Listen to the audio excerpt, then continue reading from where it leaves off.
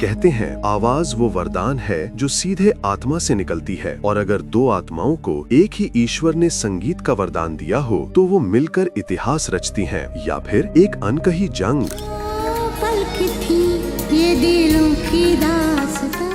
भारत के संगीत इतिहास में दो नाम ऐसे हैं जिन्होंने करोड़ों दिलों में अमरता पाली, लता मंगेशकर और आशा भोसले। दो बहनें, एक ही पिता की बेटियां, एक ही घर में जन्मी, एक ही संस्कार पाए, पर किस्मत ने उन्हें दो अलग दिशाओं में मोड़ दिया। एक शालीन, संयमी, भक्ति और मधुरता की प्रतीक स्वर कोकिला लता मंगेशकर।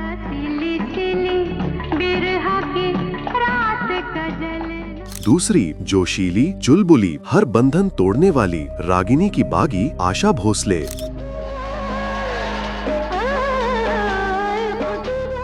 दोनों ने संगीत को अपना जीवन बना लिया, पर जिंदगी ने उन्हें एक दूसरे का प्रतिद्वंद्वी बना दिया। जहां लता दीदी की आवाज मंदिर की घंटी जैसी थी, पवित्र, शांत और शुद्ध,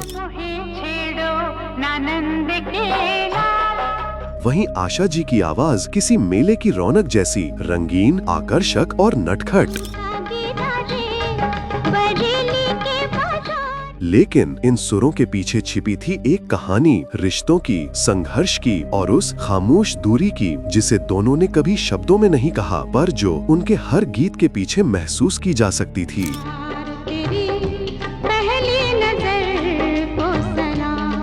आज हम आपको ले चलेंगे उसी जंग के बीच जहां सुरों का युद्ध था, पर आवाजों में सिर्फ दर्द।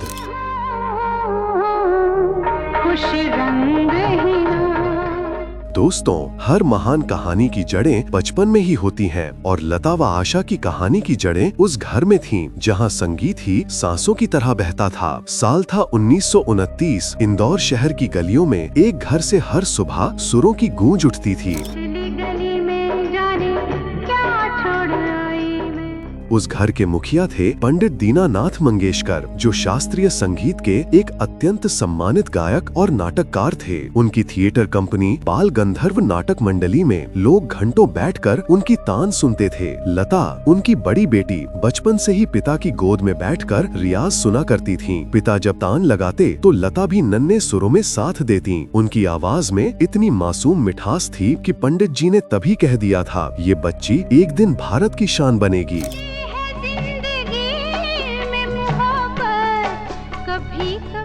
वहीं कुछ साल बाद जन्मी आशा बिल्कुल अलग स्वभाव की थी, शरारती, खिलखिलाती और बेहद आत्मविश्वासी। जहां लता दीदी हर बात में अनुशासन मानती, वहीं आशा अक्सर नियम तोड़ने में यकीन रखती थीं। लेकिन एक बात दोनों में समान थी, संगीत के प्रति गहरा प्रेम।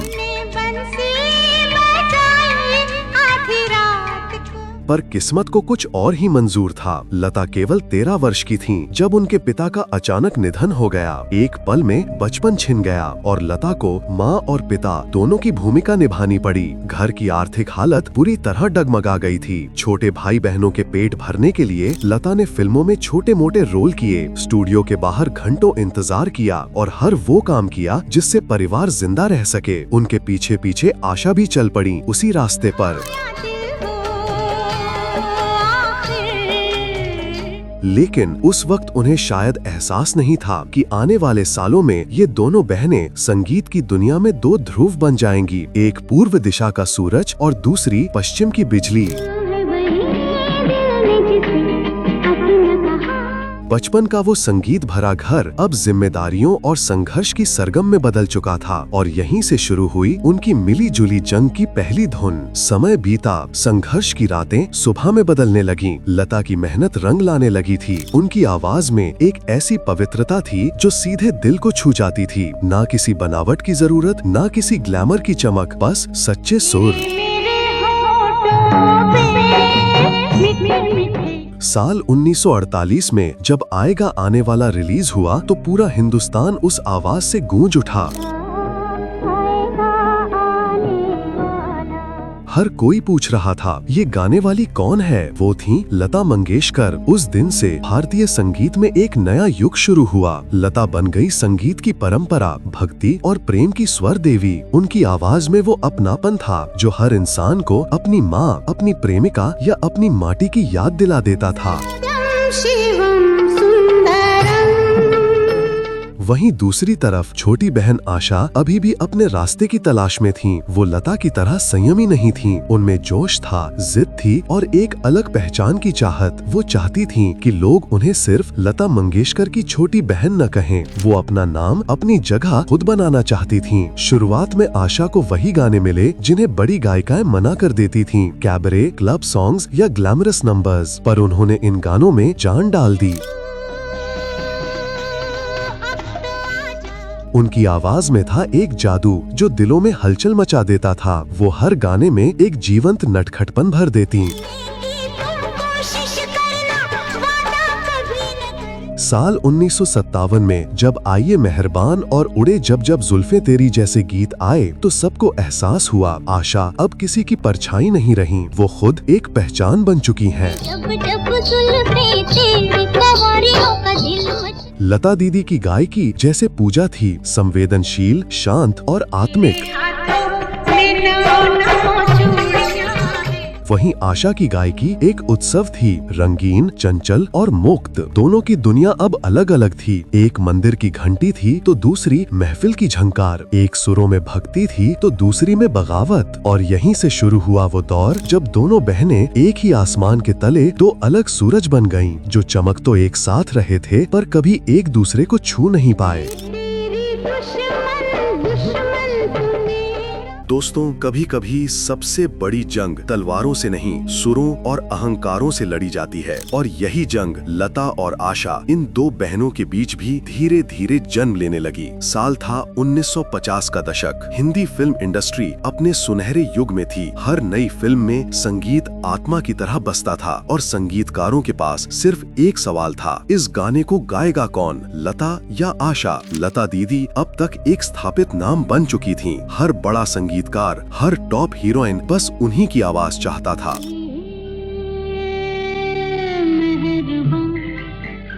वो गाती तो गीत अमर हो जाता। उनकी आवाज में वो भावनात्मक गहराई थी जो सीधे श्रोता के दिल तक पहुंचती थी। वो न सिर्फ गायिका थीं, बल्कि एक संस्था बन चुकी थीं।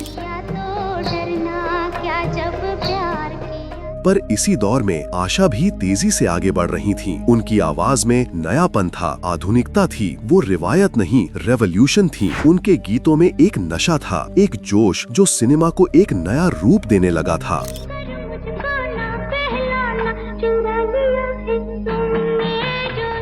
धीरे धीरे तुलना शुरू हो गई। कौन बेहतर है, किसका सुर ज्यादा प्रभावशाली है, किसकी आवाज में ज्यादा भाव है। और इन सवालों ने दोनों बहनों के बीच एक खामोश दीवार खड़ी कर दी।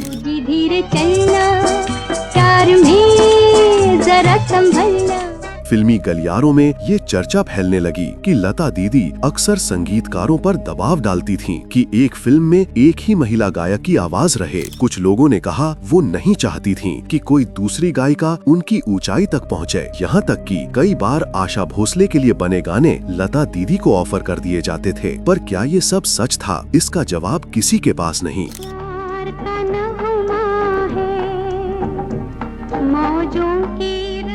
लता दीदी ने हमेशा कहा, मैंने किसी का रास्ता नहीं रोका, मैंने बस अपनी मेहनत और लगन से अपनी जगह बनाई है। दूसरी ओर आशा भोसले को अक्सर ये लगता था कि दीदी उन्हें छाया में रखती हैं। वो चाहती थीं कि लोग उन्हें एक स्वतंत्र कलाकार के रूप में पहचाने, न कि सिर्फ लता की छोटी बहन।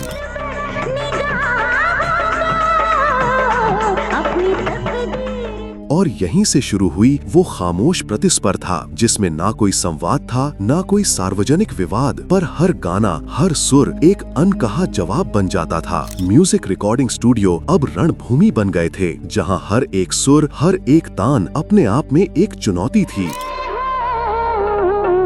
खुश रंग एक गाना रिलीज होता तो लोग कहते लता ने फिर साबित किया। फिर दूसरा गाना आता और लोग कहते अब की बार आशा ने कमाल कर दिया। इन दोनों आवाजों के बीच भारत का संगीत खिल भी रहा था और एक अनकहा तनाव भी पल रहा था।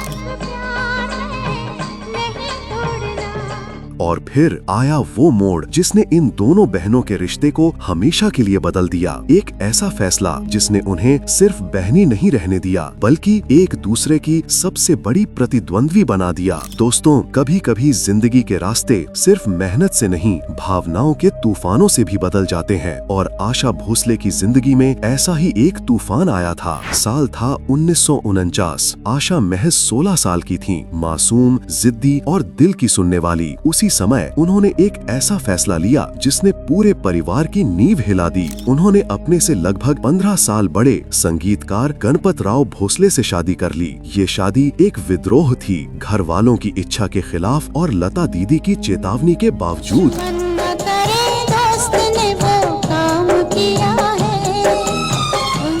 कहते हैं लता ने उनसे कहा था, आशा ये रास्ता ठीक नहीं है, तुम अभी बहुत छोटी हो। पर आशा ने प्यार को चुना, परिवार को छोड़ दिया और नए जीवन की शुरुआत की उम्मीद में घर से निकल पड़ी। मगर किस्मत को कुछ और ही मंजूर था। वो शादी बहुत जल्द एक बुरे सपने में बदल गई। गणपत राव का स्वभाव सख्त था। आशा को ना संगीत गाने की आजादी मिली, ना खुलकर जीने की। वो उस घर में कलाकार आशा नहीं, बस एक गृहिणी बनकर रह गयीं।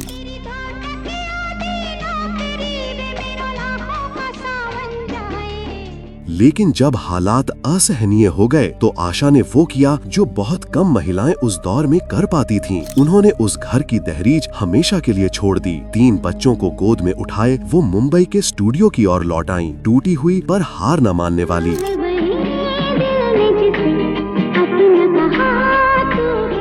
वहीं लता दीदी, जिनसे वो कभी सलाह नहीं मानती थीं, अब उनकी सबसे बड़ी आलोचक नहीं बल्कि प्रेरणा बन चुकी थीं। लेकिन इस बार आशा ने तय कर लिया था, वो अपने पैरों पर खड़ी होंगी, बिना किसी के नाम के सहारे। इसी दौर में उनकी मुलाकात हुई संगीतकार ओपी नैयर से। वो मुलाकात सिर्फ 2 कलाकारों की नहीं थी, वो 2 आत्माओं की टक्कर थी। एक में जोश था, दूसरी में जुनून। ओपी नैयर ने आशा की आवाज में वो चमक देखी जो बॉलीवुड के संगीत में नई जान फूंक सकती थी। उन्होंने कहा था, लता की आवाज दैवत्व है, पर आशा की आवाज में जिंदगी की खुशबू है। फिर आया वो दौर जिसने आशा भोसले को छाया से निकालकर स्पॉटलाइट में खड़ा कर दिया। उड़े जब जब जुल्फे तेरी, आइए मेहरबान, आओ हुजूर तुमको। हर गाने ने मानो कह दिया कि अब मंच पर सिर्फ एक ही पहचान नहीं, 2 हैं और दोनों अजेय हैं। जब जब जुल्फे तेरी, कवारियों का दिल मचले। अब लता और आशा दोनों अपनी अपनी दुनिया की रानियां थीं। लता ने परंपरा को संजोया तो आशा ने आधुनिकता को अपनाया। एक पूजा थी, दूसरी प्रार्थना। एक में अनुशासन था, दूसरी में आग। पर इस आग और अनुशासन के बीच जो दूरी पैदा हुई थी, वो धीरे धीरे रिश्ते के भीतर जमने लगी थी। लता अब एक दिग्गज थी और आशा एक स्वतंत्र तूफान। दोनों का नाम साथ लिया जाता था, पर उनके रास्ते अब कभी एक नहीं हो सकते थे। दोस्तों, फिल्म जगत की चमक दमक के पीछे एक सूक्ष्म राजनीति हमेशा चलती रहती है, जो कैमरों के सामने नहीं दिखती पर हर निर्णय में काम करती है। लता और आशा की कहानी भी इसी छिपी हुई राजनीति के गिर्द ही घूमती रही। स्टूडियो के कमरे, संगीतकारों के घूमते हुए दरवाजे, रिकॉर्डिंग की तीखी रोशनी, ये वो जगहें बन गईं जहां केवल सुर ही नहीं, सत्ता भी बांटी जाती थी। गानों के लिए कास्टिंग की तरह चुनना, एक गाने में किसकी आवाज चलेगी किसकी नहीं, ये नाटकीय नहीं बल्कि व्यावहारिक फैसले थे। पर वही फैसले दिलों में दरारें डालते चले गए।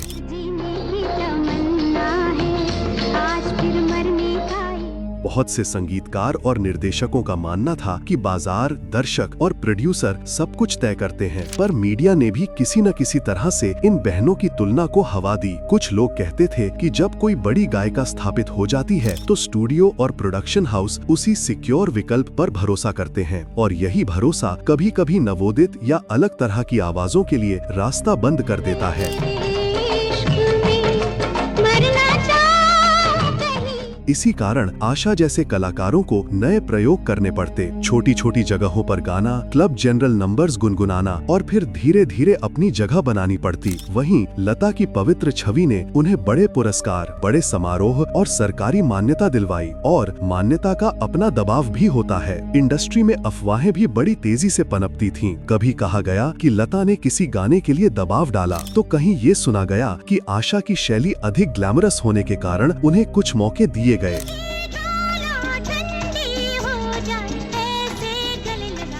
सत्य क्या था, ये अक्सर परतों में दबा रहा। दोनों बहनों ने सार्वजनिक तौर पर कोई तीखी लड़ाई नहीं छेड़ी, पर निजी मिलन मिश्रा कम और दूरी ज्यादा हो गई। रिपीट रिकॉर्डिंग, गानों के रीटेक्स और गिग्स के बंटवारे ने रिश्तों को और जटिल बना दिया। लाइव शोज और रेडियो प्लेटफॉर्म पर भी प्रतिस्पर्धा महसूस होती। किसका नाम किस पोस्टर पर होगा, किसके गाने को प्रमोट किया जाएगा, और इन तमाम चीजों का असर सीधे सीधे परिवार और आत्मसम्मान पर पड़ा। जब सफलता सिर्फ गायकी नहीं बल्कि ब्रांड बन जाती है, तो ऋणात्मक स्पर्धा का दायरा भी बढ़ जाता है। निजी जीवन के निर्णय, पसंद नापसंद और यहाँ तक कि फैशन और पब्लिक इमेज भी एक प्रतिस्पर्धा का हिस्सा बन गए। फिर भी इस खामोश राजनीति के बावजूद एक दिलचस्प तथ्य ये है कि हर बार जब कोई बड़ा अवसर आया, जैसे किसी राष्ट्रीय समारोह या उस दौर की किसी प्रतिष्ठित फिल्म का क्लाइमैक्स नंबर, संगीतकार अक्सर सोचते थे कि किसकी आवाज इस भावना को सबसे सही तरीके से व्यक्त करेगी।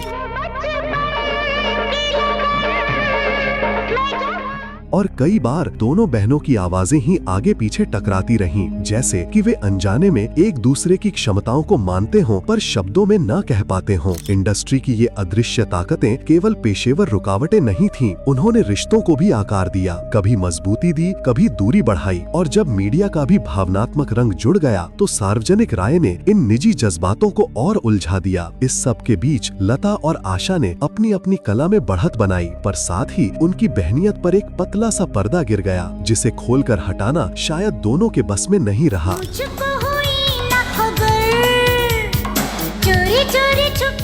कभी कभी रिश्तों को जोड़ने के लिए शब्द नहीं, बस समय ही काफी होता है। लता और आशा की कहानी में भी यही हुआ। वो दोनों जिन्होंने एक समय एक ही घर में खाया, एक ही सपनों के लिए जिया, धीरे धीरे अपने अपने रास्तों पर इतने आगे निकल गए कि पीछे मुड़ना मुश्किल हो गया। पर वक्त बड़ा उपचारक होता है। वो सबसे गहरी दरारों पर भी धूल की परत चढ़ा देता है। 1980 और 90 के दशक में जब संगीत की दुनिया बदल रही थी, नई आवाजें, नए संगीतकार, नए रुझान सामने आ रहे थे, तो इन दोनों बहनों को भी एहसास हुआ कि अब उन्हें एक दूसरे से प्रतिस्पर्धा नहीं बल्कि अपने बीते युग की गरिमा को संजोना है। लता जी की आवाज अब शांति और भक्ति के रंगों में ढल रही थी,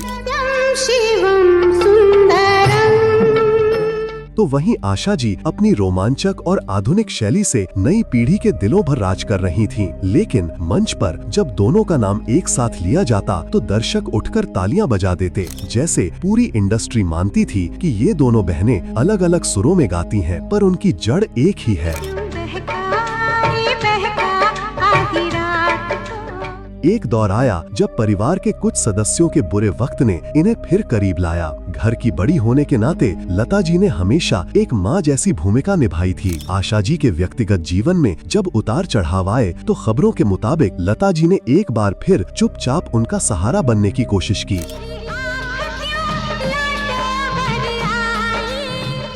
ये बात किसी प्रेस रिलीज में नहीं आई, पर संगीत जगत में हर कोई जानता था कि भले ही दोनों के बीच मनमुटाव था, पर खून का रिश्ता कभी पूरी तरह खत्म नहीं हुआ था। साल 2013 में एक इंटरव्यू में आशा भोसले ने कहा था, दीदी मेरे लिए देवी जैसी हैं, उनसे कोई मनमुटाव नहीं, बस जिंदगी हमें अलग रास्तों पर ले गई। और फिर 2019 में जब लता दीदी बीमार पड़ी, तो आशा जी ने अस्पताल जाकर उनका हाथ थाम लिया था। कहते हैं उस पल दोनों की आंखों में आंसू थे, न किसी गाने की बात हुई, न किसी पुराने झगड़े की, बस दो बहनों का मौन संवाद था जो शायद सालों से अधूरा था।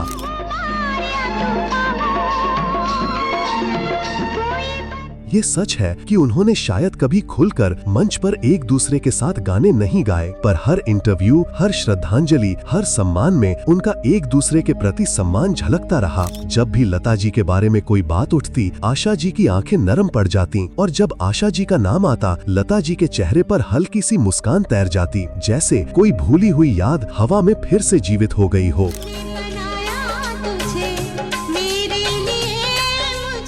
दोनों बहनों की जिंदगियां सुरों की तरह थीं, कभी संगत में, कभी असंगत में, पर अंततः एक ही राग में विलीन हो जाने वाली। उनकी यात्रा हमें सिखाती है कि प्रतिस्पर्धा चाहे कितनी भी बड़ी क्यों ना हो, रिश्तों की गहराई उससे भी बड़ी होती है। और शायद यही कारण है कि आज भी जब लता मंगेशकर और आशा भोसले का नाम साथ लिया जाता है, तो सुनने वालों के दिलों में एक अजीब सी नमी उतर आती है, एक ऐसा एहसास जो कहता है ये जंग नहीं थी, ये सुरों की दो दिशाएं थीं जो एक ही स्रोत से जन्मी थीं। जागले के फिर ये हंसी